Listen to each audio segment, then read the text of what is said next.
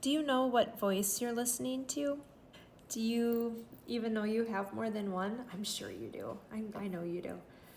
Because I want to talk about the voice of knowing. This has been channeled through me the last few weeks. We really want to touch upon this voice of knowing, the one that doesn't always have words.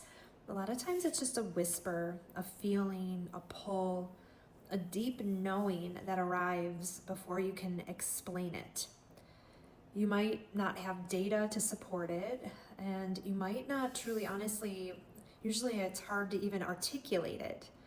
And you may not even understand it, but you just know. You just know. You can't explain it. And usually, almost immediately, these other two voices show up after this voice of knowing comes in. And the first one is, maybe not the first, but the voice of reason is one. It says, that doesn't make sense. That's not realistic. That's not responsible. What will people think? What if it doesn't work? It has endless logic, endless evidence, so much evidence, endless reasons why you should ignore what you know. It's just, it's amazing, this voice of reason. And then we have this other one, this voice of rebellion that might go, well, screw you, screw that, I'll do whatever I want. I'll prove them wrong. I'll prove I can do it. I'll prove I'm different. I'll prove that I'm able to do this. Look what I can do. I'll prove I don't need anyone.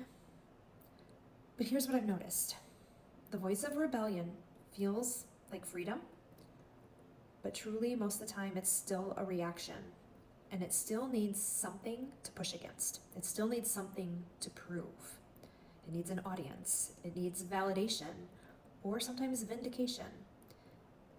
Even if that audience is just yourself, the voice of knowing needs none of that. It does not need approval. It does not need agreement. It does not need to make sense to anybody else. It's peaceful, it's content. It doesn't need to win an argument with reason. And it doesn't need to prove a point to rebellion. It simply knows. That's how you know it's different. It's a quiet okayness. I like to say it's an anchored neutrality. A real true settled truth inside of you. The voice of knowing may go against reason, and it may calm rebellion, and it may lead you somewhere you can't explain. But when you feel it, you know. And the practice isn't learning how to hear your knowing, because it's going to be there. Most of the time, you've already heard it. The practice is trusting it before reason talks you out of it, or rebellion turns it into something to prove.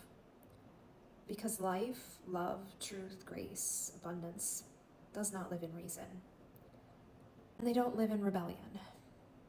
They live in the quiet knowing that was there before either voice ever spoke. I would love for you to practice tuning into these voices this week. Maybe comment what you've noticed. It's just becoming aware of what voices are coming up for you.